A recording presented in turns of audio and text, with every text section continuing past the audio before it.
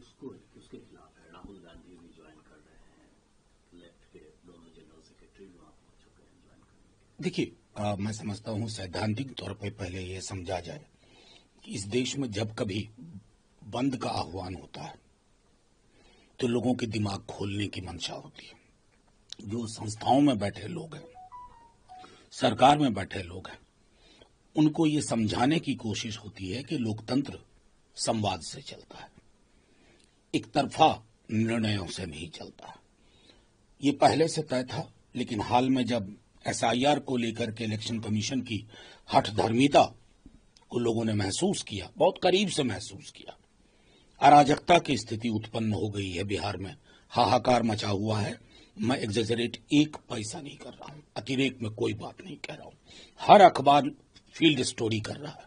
उस संदर्भ में नेता प्रतिपक्ष राहुल जी, हमारे नेता बिहार विधानसभा में विरोधी दल के तेजस्वी जी और तमाम अलग अलग पार्टियों के लोग बस एक मंशा से कि कोई व्यक्ति किसी संस्था में अगर बैठा हुआ है तो वो संस्था से बड़ा नहीं है।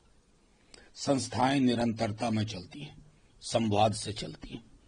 ये नहीं कि किसी के इशारे, किसी के इरादे पर आप बिना सुने निर्णय लेना शुरू करें और जो आपकी आलोचना करें उनके लिए आप गलत टिप्पणियां करें, ये उचित नहीं है। मनोज जी, जिस ज्ञानेश कुमार वो तो कह रहे हैं कि एक्यूरेट इलेक्टरल रोल डेमोक्रेसी को मजबूत करने का काम करेगा। नहीं, बिल्कुल डेमोक्रेसी को मजबूत करने का आप एक कस्टोडियन है, लेकिन उसमें उससे पहले की चीज है कंसल्टेशन।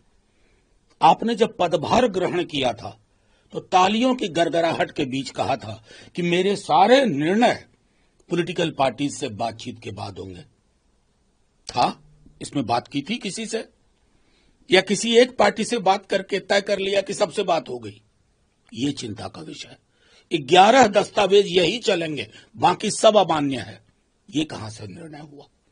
कौन सा अध्ययन बता रहा है? आप प्रतिदिन रिवाइज कर रहे हैं, आज ये, कल वो, परसों वो। सीईओ बिहार ने एक एडवर्टीजमेंट दिया 3-4 दिन पहले, उससे और अराजकता की स्थिति फैली। आप कर क्या रहे हो?